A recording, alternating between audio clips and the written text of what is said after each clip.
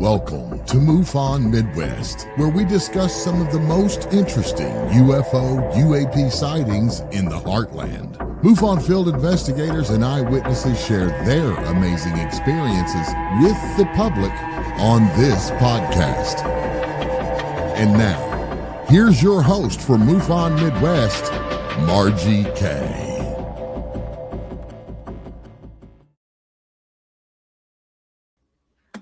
Good evening, everyone. Welcome to MUFON Midwest. I'm your host, Margie K. And this evening we have a really good show for you. If you have any comments or questions, just put them in the chat and we will pop them up here. My guest tonight is Sam Maranto. He's an investigative researcher and ufologist, most known for his work in the Tinley Park Mass Sightings of 2004, also the Chicago O'Hare Gate incident of 2006, plus the Chicago Mothman sightings in recent years.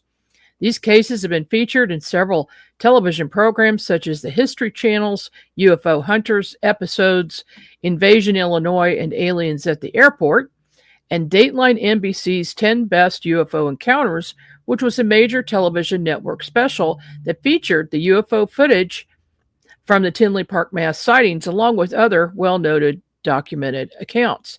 Sam is a MUFON certified field investigator. He's the Illinois State Director. He's on the MUFON photo analysis team and the Great Lakes Regional Director. He had his first encounter in 1959 and gave his first presentation on the subject in 1967. Welcome to the program, Sam. Well, it's an absolute pleasure to be there and get a chance to talk to a friend that I haven't been able to chat with in quite some time. And no better a place than being on this fantastic show of yours. Well, thank you so much for taking the time. I know you're a busy guy. Illinois seems to be a UFO hotspot. Do you have any idea why? You know, it is funny because we've had so many great cases, especially mass sighting cases, which you are aware of. One mass sighting case that most people don't know about is the Rockford case that took place actually on New Year's Eve, 1999, going into 2000. And that case in Rockford wasn't just isolated in Rockford. It was also seen in the border area of Wisconsin, all the way into the Quad Cities.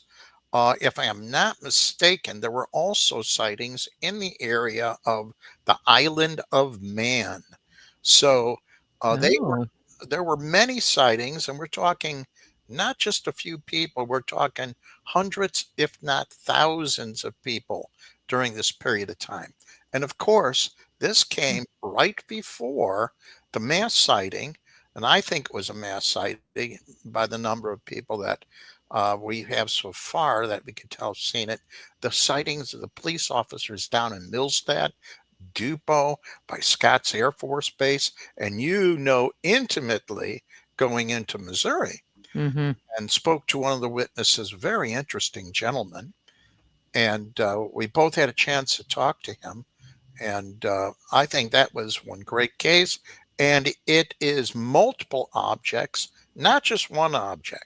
And that seems to be the same case in point that took place in Rockford.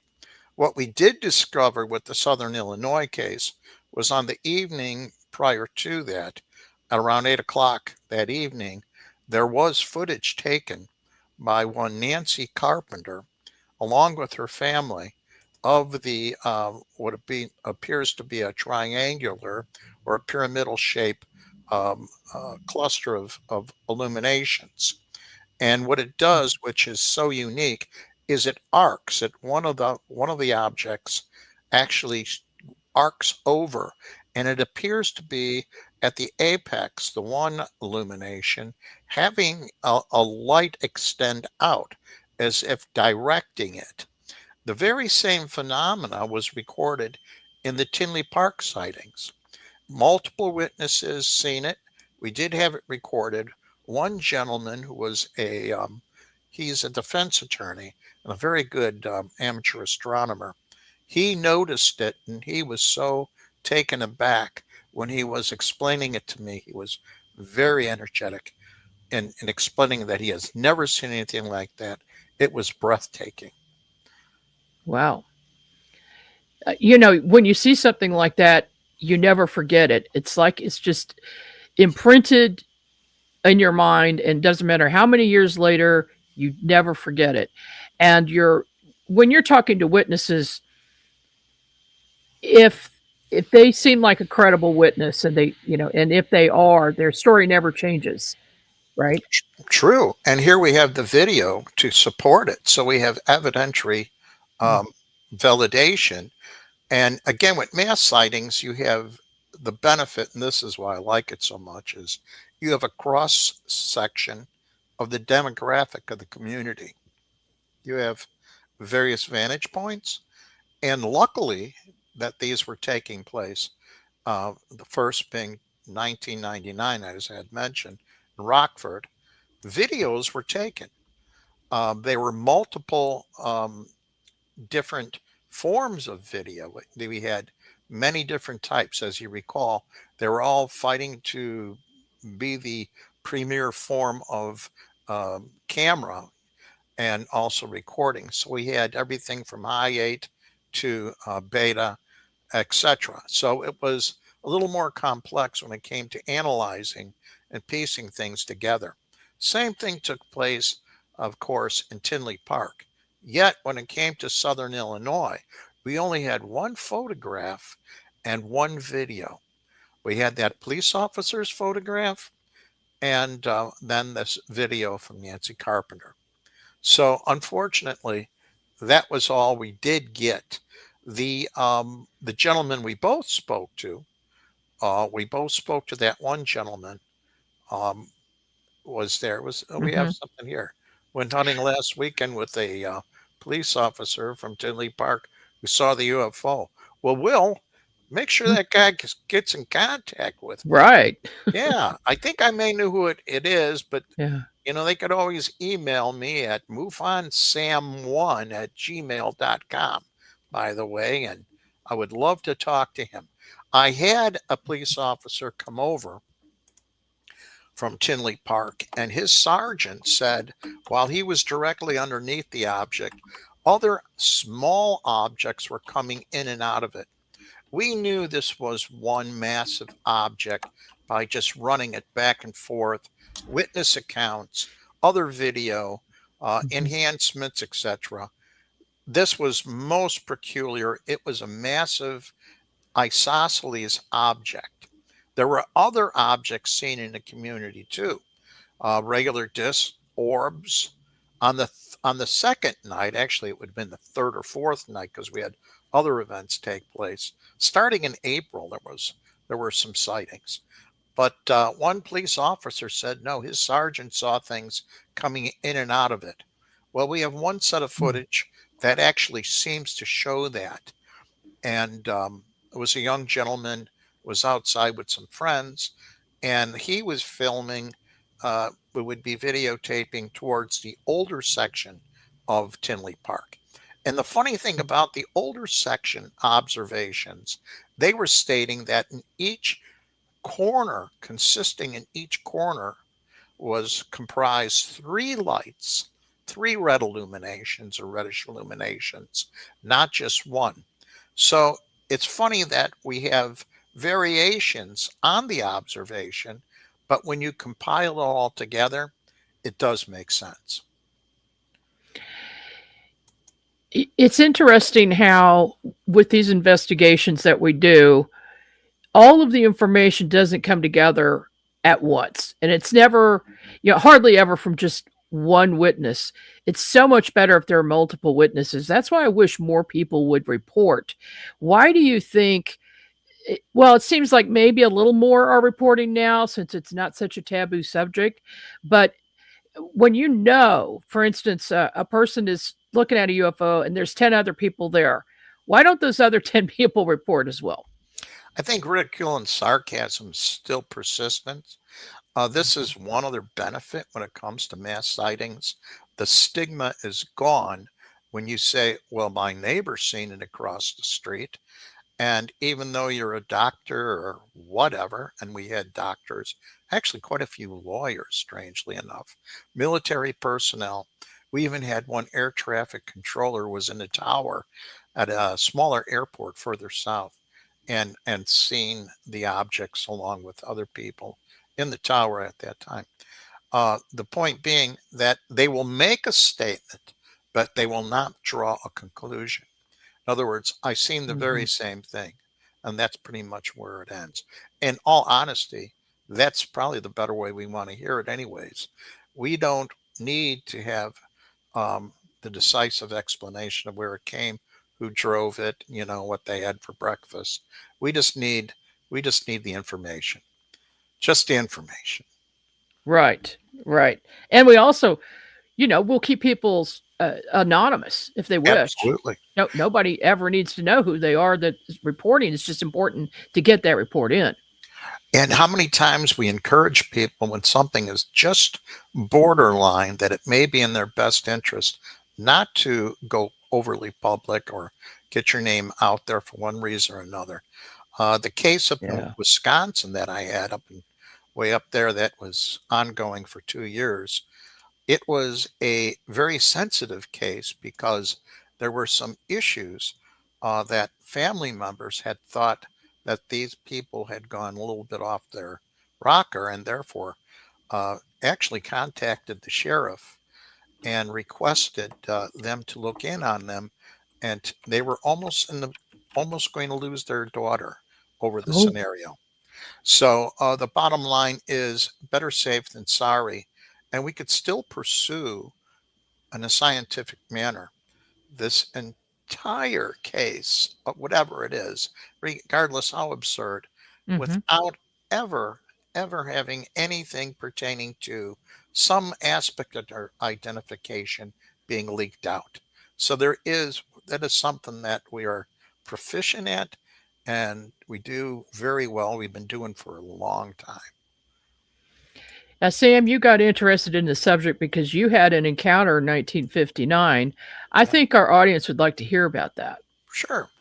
I was a little tot, I think, at the time. Well, I was born in 54, so 59, I was 5 years old. And my aunt and uncle would take me up to their new place that they had built, a cottage up in the area near the Fox Lake, Stakey Bay area. And they lived on a channel that connected the lake. Well, the purpose of us going up there was twofold. They had to check on the basement because there was or it really wasn't a basement. It was just an area, a lower level, maybe 3 feet taller, a crawl space. But water was getting in there somehow. And he had a sump pump. So we had to go up there, and I heard that they just had a new well that was drilled. Well, being a young you know, um, child interested in finding all these things out, I had to find out if there really was a well there and there was water. So I started dropping rocks down there. That really ticked my aunt off. And as wonderful as she wasn't very good at hearing. She was hard of hearing and didn't have um, any sort of hearing aid. So she was yelling at me, and she said, "Sam, you go in the back and just stay and play in the backyard." So I went in the backyard, which was near, of course, the channel, and I started to try to skip some rocks, which I wasn't very good at, by the way. And I'm over there and I'm trying to skip rocks. And all of a sudden, an orb, a sphere, whatever you want to call it, a, a ball shaped object of light, which was self luminous, flew over my right shoulder, went across in front of me, went over into the neighbor's yard, over which was a fenced in area eventually. But I believe at that time it was a hedge of honeysuckles. Then it went up and back of a willow tree. And by the way, that willow tree is still there. It's got to be ancient. Hmm. And it flew up into the clouds. Well, when I looked at it, when this thing transpired, it went over me. I felt a whole electrical charge go through my body. And at Oh. first I thought, well, maybe I did something wrong and it's just, you know, the wrath of God getting back at me for dropping rocks down there. Oh. I didn't know if I don't know what type of category of sin dropping rocks down a well was, being a little Catholic boy, but I'm sure I was getting punished for something. Either way, when I looked down, my aunt was in front of me and she was yelling at me. And I'm like, what's wrong? She goes, where have you been? I go, I've been standing right here. And then I looked around. Everything was dark, as if hours had gone by. Oh And she boy. said that she was looking for me for I forgot exactly how long. And she said, I was back here. I looked in the spot. You weren't there. Where were you at? And I go, here. And that was it. And she stormed off and we jumped in the car. I got in the back seat. I didn't say a peep all the way home. When I got to the house, my mother answered the door. I walked in, took my jacket, threw it on the stairs that goes to the second level. And my mom goes, aren't you going to watch Dennis the Menace? This was the first season of Dennis the Menace, and I believe it went on at 8 o'clock. So it'd be 7 o'clock Central. And I said, no, I was so frightened. I had no idea what transpired. So I went right into bed, covered my head up. And to tell you the truth, I don't know what transpired after that. But um, years later and during that period of time, I had experiences with them and encounters that really frightened the heck out of me as a little child. And I started to have those experiences. And I recall only 2 instances, actually 3. The last one was in the 80s, where the entity was on my chest looking at me. And it reminded me of, do you remember the toys? I don't know if you recall the toys called cooties. Oh yeah. Yeah, I Okay. remember those. Well, it reminded me of a cootie with the big black eyes, the big head, whimsical arms, almost like a marionette. The motion was jerky. And the first thing I recall is talking to it telepathically and asking it its name, of all things to ask. And so, what Right. the hell are you doing here? And get off my chest. I asked what its name is. And I recall it giving me a name that was a hard consonant. So it was like an R or whatever. And it could have been more in line of, say, for instance, a group instead of a individual. And this had happened far too frequently where it really frightened me. I recall the feeling of as if you were going through, let's say, for instance, a plastered wall. It had a certain feeling. Going over the grass, freshly cut grass and dew on it. These are things I recall. Those are probably the 2 most or 3 most significant thing during those period of time. And this was a frequent occurrence. So it wasn't weekly or whatever, but it could have been probably every so many months. So one day I eventually had the nerve to ask my mom what they were. I said, whatever its name was, came last night again. And what is it or who are they? And she was washing the dishes and turned around, looked at me. She goes, it's your imaginary friend. And she said it just like a Oh. mom would. Uh-huh. And so I went outside and I told my friends that my imaginary friend came last night and I don't know what transpired, something I was communicating. And they said, well, and they started laughing at me. I go, why are you doing that? And they go, that's because you're crazy. You're dreaming this stuff up. I was really offended and very upset at my mother um, Mm-hmm. because there was nothing imaginary about the whole incident. And actually, I wish it was. But the Yeah. last experience I had was in 1980 and very peculiar. We were married, Julie and I, at that point, and we had a house, and the room became self illuminated. And I don't know why. I was experiencing a lot of pain in places you don't want to experience a lot of pain. And I had to go to the bathroom. I got up and I opened my eyes, and the entire room was self illuminated. There wasn't one light on, nothing, no lights coming in from any source, but the whole room was lit up. I went into the bathroom and my pupils were dilated so big. It was like it was very peculiar. I got back out and I was so tired, and I said, this is the honest to God truth. I says, I don't care what you do to me. You could even cut my head off. Just let me go to sleep and leave me alone. Next morning we wake up. Every battery in the house was dead, including the two batteries in the car. Oh, After discovering that, my neighbor came over and was pounding on the door. I went to the door and I asked him, what seems to be the problem, Bob? And he goes, you keep your UFO friends away from my house. oh, And I followed him out as he turns towards the to go to his front door, and I'm like, "What are you talking about?" And I had to corner him, and he says, "Do you know what happened last night?" And I didn't want to tell him what happened to me. right. And he says, "Last night, the conduit, the aluminum conduit that the electricity comes in, the main power comes in, burst into flames. They had a huge electrical fire." Oh And no. I think there was more to it. I think he's seen something because, first of all, he had no idea I had an interest in the subject. His children didn't know that I had an interest in the subject, nor did they know I had encounters with these things. And this was probably 1980 or 81, about 81, I would say. Uh, And that was the last time I had any issues with them.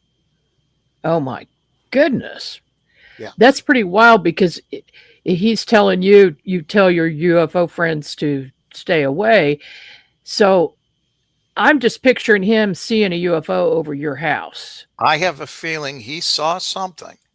Yeah. And we had activity in the area. In fact, it was June the 6th of 2000 that we had a sighting of a triangular craft that was seen in Lamont that traversed over our area. And we had crop glyphs in the field, crop circles, I call them glyphs. Beautiful display of the genuine articles. And it just so happened it proceeded to Frankfurt, which would have been southwest of me. And some kids in the area, or gentlemen in the area, were out drinking that night. And the one that was more sober and driving, he says, "Look at the size of that spaceship." And then they start making fun of him, thinking that he said that it was just a ship. He saw it. The next morning, Julie went to the grocery store. There was only one little store in the area. It was more rural at that time. And she said, "You better get up. We have crop circles out there in the field." Well, I was exhausted because the night before, my cat must have seen all this insanity and was jumping up on uh, the bed trying to get my attention to go and look outside. He was Mm. scaring the heck out of me. And he knew something was going on. And here I get a phone call. I reach over, grab the phone. It's a friend of mine. He says, "Get your butt out of bed. We got crop circles down the street." So he comes over. We drive off. We go down there. And oh, it was absolutely gorgeous. Inner lane, woven together underneath each other, interlocking, bent nodes. No, nothing broke. And in the Uh-huh. middle of one, actually about three of them, there was this tuft of wheat. And right in the center of each one, there was one little stem, and it was just bent. Such beautiful, it was beautiful. And he noticed that there were two trucks out there, two large vans that had the name of, he said it was a pizza company. And then he wrote down the phone number and checked it, and there wasn't such a company. No. So, yeah, it was very peculiar. And that property, um, those areas where the glyphs were actually at, it was hard panned. Now, hard pan, for those people that don't know the term, that's where you have it's so dehydrated that the clay in that area is like pottery. Nothing Mhm. grows. The water just runs right off. Mm. I took some samples. This was before I joined, or actually, I had just joined MUFON, and I wanted to get some aerial views, but we never had anybody get back to us. The gentleman who had gotten me on board wasn't available, and we were just collecting samples. And my cat ate the dang samples. What? Oh no. Yeah, yeah. I was figuring I was going to go to his litter box and see it glowing or something, but Oh, he ate the darn but sample. he lived through it.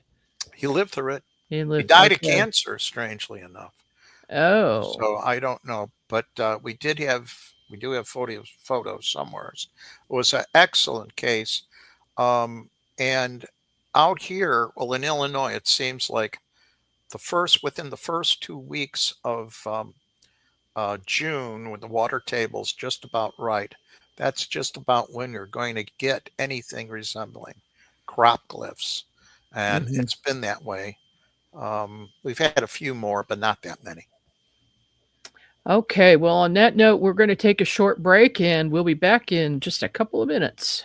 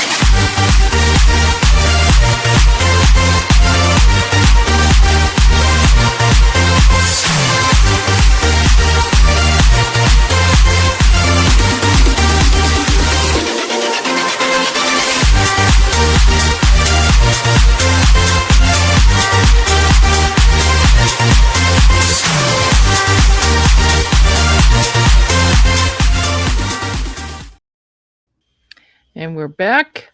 You're listening to MUFON Midwest, and my guest today is Sam Maranto. He is from Chicago, Illinois, and he's the state director for Illinois and also the regional director for the Great Lakes region. How is that going, Sam, being regional director? Well, we're trying to get things coordinated for some events. And what we want to do is have an event day, general event day, where each state will give a 15-minute presentation on a case. And but prior to that, invite their members and have their members invite new friends or friends that may have an interest and associates. And what I'm looking to do is that prior to it, at least have them RSVP with about how many people they expect to have, so this way we could accommodate the presentation. The other thing I'd like to have is a holiday party. We used to do Zoom holiday parties with trivia, and we usually pick a theme meal that everybody, brings some sort of food and they eat their food, and we have a themed drink. Doesn't have to be alcoholic, though it could be. In other words, we just have a good time. So Oh, in the event we're going to do that, I think Central has to be a part of it since we're so close anyways. and we'll have a good time. Well, we will absolutely chime in on that with you. Yes, you sold me. Just give me the date and time, and I'll spread the word. Oh, I That's know it. you're good for that, right? Hey, you know that's the thing. You do have to have fun with this subject sometimes. See, UFOs can get pretty serious, and I believe in lightening it up once in a while. True. And on that note, I tell you, we've had so many scenarios. The case up in Wisconsin was probably one of the more frightening cases. And I remember at that time working on that case, in addition to a case in Arizona. These were the case from up north was from a source in British Columbia. They asked me to investigate it. And then the one in Arizona was New Fork. So it just so happens they were seeing similar things around in and about the same time. And one gentleman was very good at explaining stuff scientifically. He was a government contractor and a scientific background. The other gentleman, on the other hand, was just an average Joe, and I couldn't understand what the heck he was talking about. But when I had both of them on the line, between the two of them, it would make sense. In one instance, they were talking about some of the more frightening aspects of the phenomena having to do with some, again, some theories or some stories being talked about how some of these entities absorb nutritions, how they actually get their nutritions. One person was talking about, well, they were seen in Vietnam taking corpses and making soup or something along that line, or putting them in something and bathing or putting their arms in there. I go, yeah, turning you into soup or kidding around. At the same time, very frightened. And the one gentleman stated, I've been hearing something calling my name, in addition to all this other phenomena that's been going around him. It's hours worth of information to convey.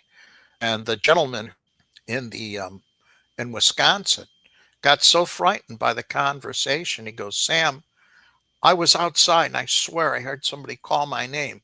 I was so I was so frightened. I ran in a house and he had sliding doors. He slid the sliding door on his head. And he squished his ears. And I go, you know what? I've done the same thing. When you're in a hurry, you just do that. So we bust up Yikes. laughing. But it was such a frightening when you hear all these different things, and you could get Mhm. scared out of your wits besides just having the encounters, but some of the other aspects that are so far reaching yet unnerving, and this is where the crossover material, and you and I are well aware of all that, goes into other elements of phenomenology that most people don't want to venture into, yet do exist, and Right. yet it's so. It seems that if a person is an experiencer, they're Yes. not just an experiencer of one phenomena, it's No. multiple things, right? Yes, as you and I know, sometimes when you have these experiences, it almost unleashes some aspect of other abilities or removes gates, say for extrasensory perception, telekinesis, uh, cognitive, precognitive abilities, etc. And sometimes that isn't so much as a blessing at times, and it can be pretty Yeah. frightening. How many of your cases have involved actual sightings of non human entities? Funny you mentioned that. Um, I would think today, more so than ever, we're getting more cases. I separate the cases. Those cases I get because I get them from various because I'm an investigative researcher, and you know, various agencies or whomever, they contact me. Um, CUFOS, New Fork. Hmm. Not as much as anymore. Basically, more so it would be in conjunction with, let's say, for instance, media work, um, um, stuff like that. But there's enough um, information coming in just from the CMS to show that I would say an easily one third of the reports that are coming in somehow have a connection to um, something that would be considered an encounter with beings. I don't know. It's probably a little bit less. Maybe it's 5/8. But the thing is, it's substantially more, I think, than it was before. I would get calls on those. Those would be the calls, not the CMS reports or the emails. Those would be the calls that I would get before. I still get them. I would say I get one a month, or if somebody calls in, I just tell them, just go to CMS. Prior to that, they wouldn't dare do it. And I would get one a week. Now, the funny thing is, as far as reports, I would get it on average 11 calls a day coming in directly to me and pertaining to a wide range of things, pertaining to UFOs, encounters, etc. But the ratio, I would say back then, was less of encounters with entities, more so of just sightings or in some instances, um, very close encounters with hardware, the nuts and bolt type scenario or some other related phenomena. But I'm curious, how is it in Missouri, would you say?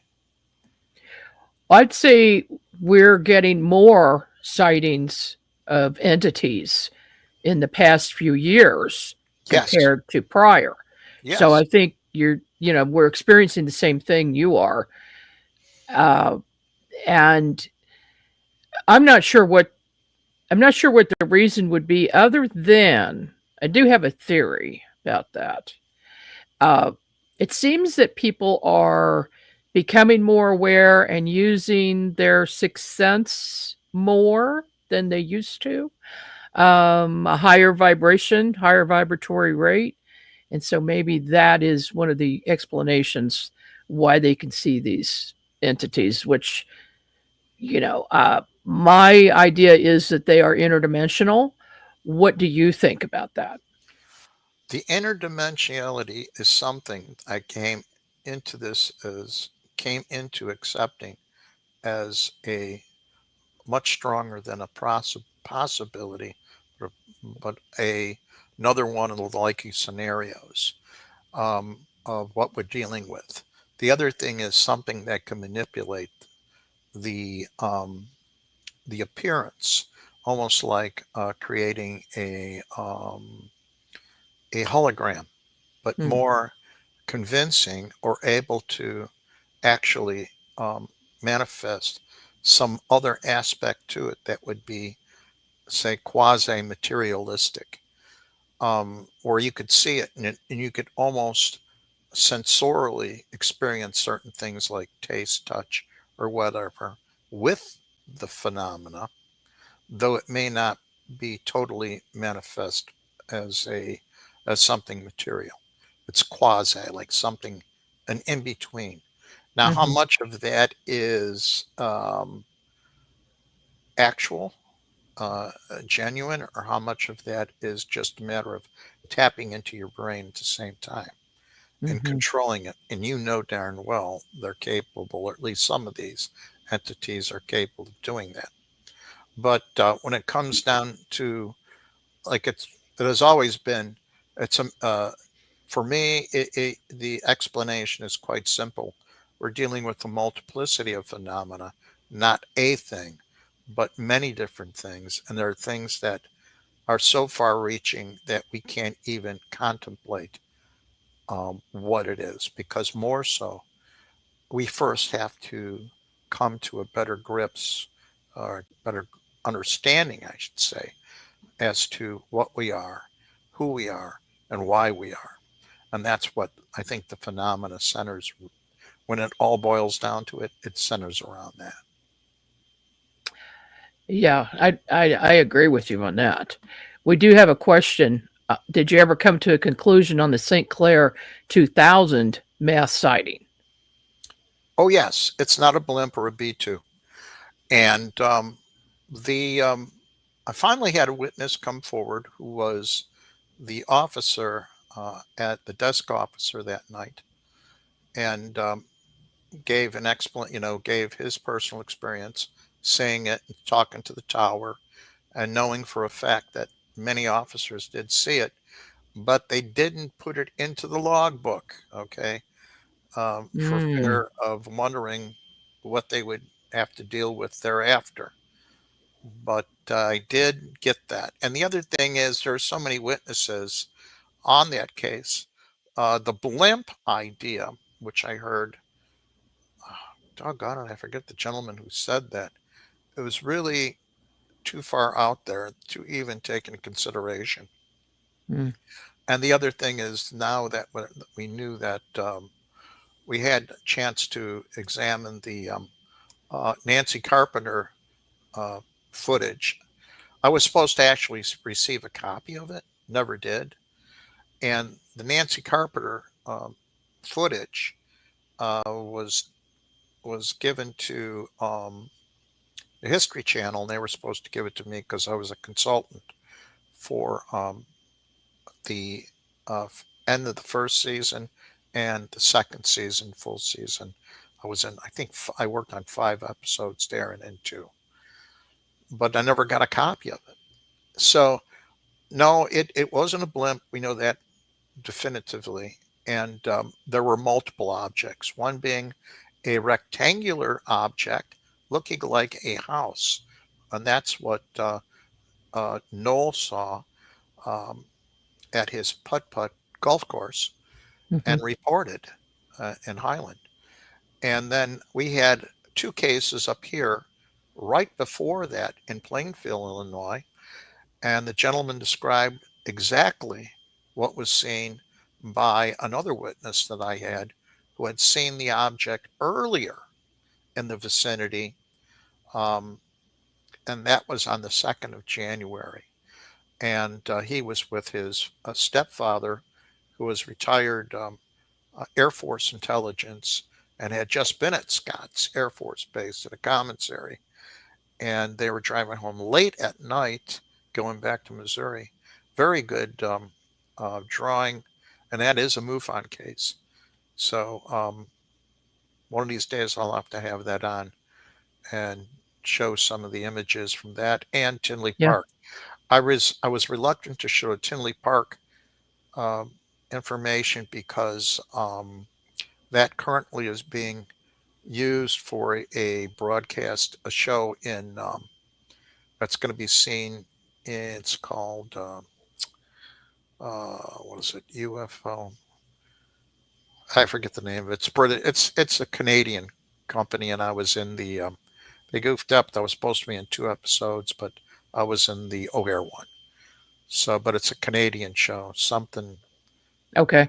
I don't I know. do have some photos that you sent me that we Yeah. So probably ought to pull it get up up. here and so you can explain what they are. Okay, this was Um, the sketch that was made, and this is by Carol uh, Winald, and this was what you would have seen in the Tribune, and it was also shown on television on a few shows prior to the big announcement in the newspaper, actually.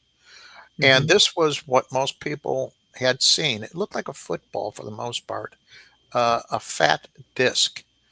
And let's see, the next one you have, that's a drawing, but we have a photograph. Now, multiple photographs were submitted to NARCAB. And to just get the story straight, um, Peter Davenport was receiving reports. In fact, he received 3 reports, 3 call-ins from employees who were what they referred to as ramp rats. They were loading up the plane that was going to be pushed back to go out to North Carolina. This was a photo that was taken and seemed to be more consistent with the object that was seen. You see a lot of haze there because there was overcast, and the overcast was at about a good 1,900 feet, as you can see here on the right. The object was about say 400 feet below that. And they were saying, the explanation was it was a lenticular cloud. A lenticular cloud forms on the leeward side of, say, for instance, mountains or whatever, Mm-hmm. and you have to have a strong wind. Now, rarely, but there are those instances where we do get one, where you get a crosswind, and at various altitudes, and you have it. You can make one out here, but they're rare. And this was below it, clearly below it. My first witness who seen the object with her friend, who was a doctor from Bulgaria, was driving down Mannheim Road, going to the international concourse to pick up their friend, who was an American Airlines pilot. He was an international pilot. And she said, this is the picture that depicts closest to anything what they saw. Now, unfortunately, we can't take it for anything more than a illustration, because we didn't have a chain of custody when it came to the photograph, and you know how that goes. But it is interesting, and I'm going to tell you a little bit more. So she got out, her and her friend got out at the concourse and noticed other people independently, lots of people independently, not just observing it, but filming it and taking photographs. They took their reading glasses and tilted them so they get a better view.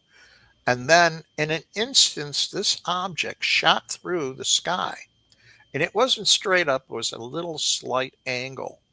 And when it did so, it left a gaping hole in the sky all the way through to the perfectly clear sky above it, which would be 6,000 feet above that location, Mm-hmm. which is pretty interesting. Now, here is the tower.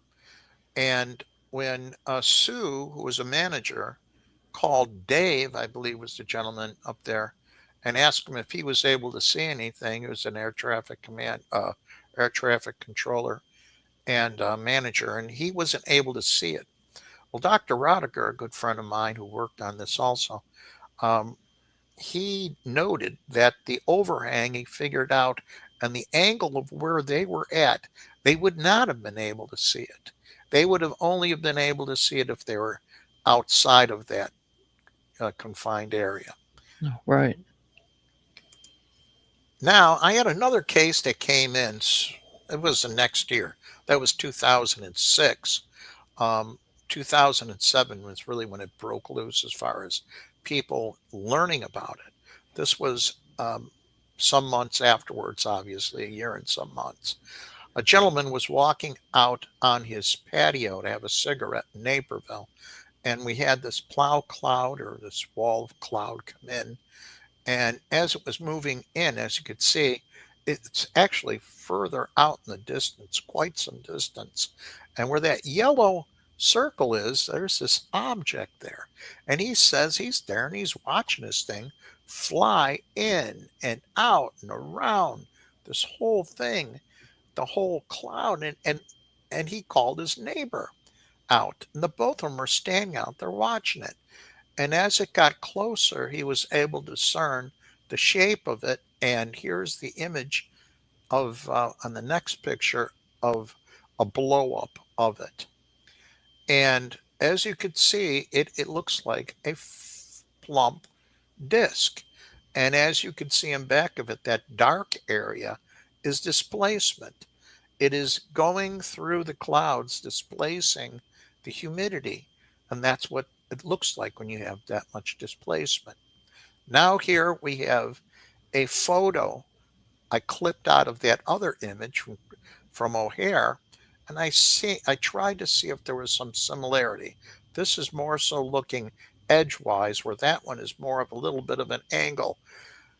But there are some characteristics that I think they shared. So what I did is I made a transparency, and on the next image, I did a layover. And I'll be doggone if it doesn't seem to have Yeah. some sort of similarities. Uh-huh. Looks like a disc.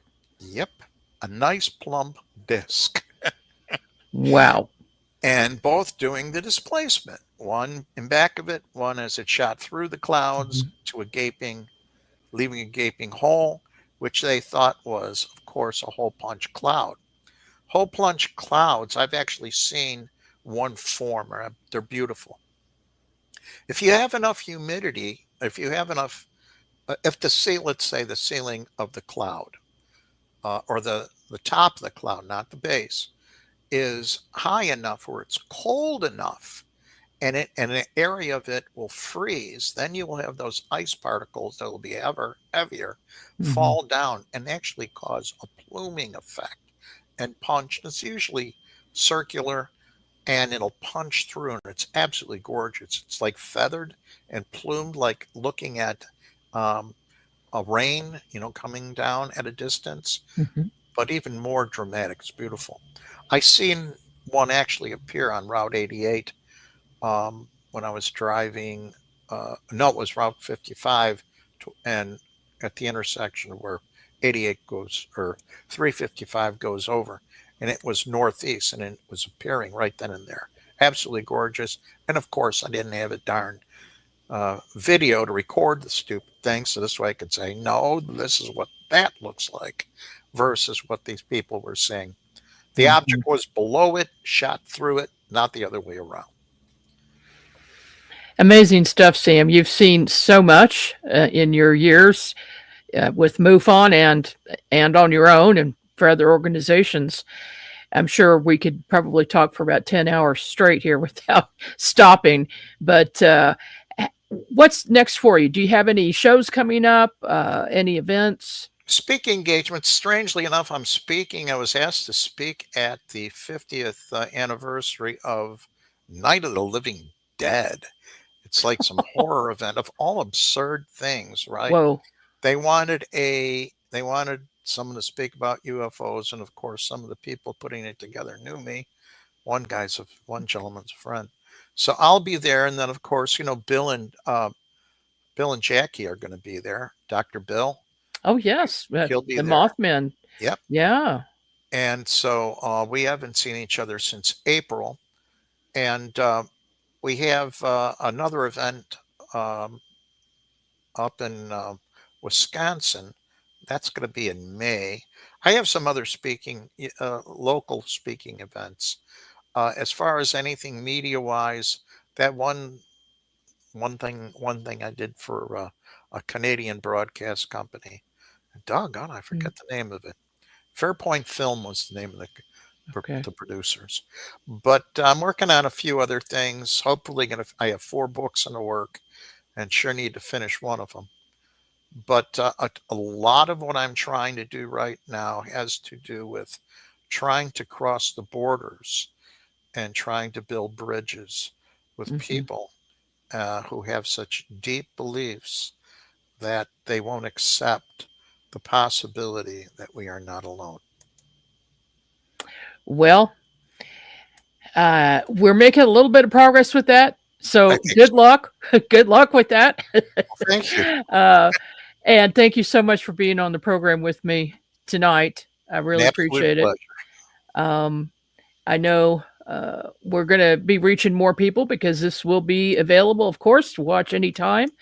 And just check out the Central Region MUFON channel on YouTube. We've got a lot of videos up right now of not only these shows, but also presentations going back a couple of years. And we're constantly putting some new ones up. And open to the public, of course. Anybody can watch them anytime. Thank you so much, Sam, and we will be in touch. Thank you.